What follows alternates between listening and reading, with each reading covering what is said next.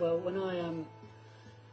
when I first felt called to the church after I first started to pray, one of the reasons I really was kind of anti-joining the Catholic Church, because I had issues around some of the moral teachings around homosexuality, for example, around contraception and abortion and things like that.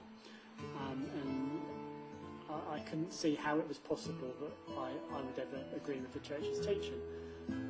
But at the same time, I also felt very called to be in the Church. And so eventually I came to a point where I thought, right, I'm just going to put all of that to one side.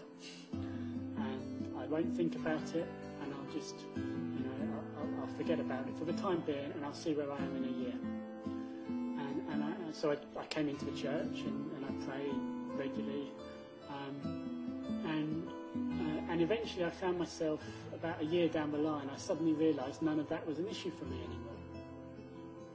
And one of the things I found really helpful about St. Josemaria's teachings is that he talks about the idea of obedience to the church, and described it as thinking with the church.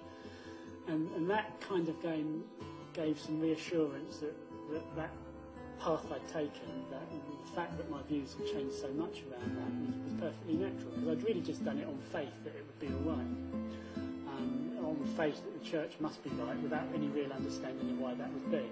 And so when I came across that idea of that real emphasis on thinking of the church, it really kind of reassured me that what I'd been through, the experience I'd had, was perfectly natural.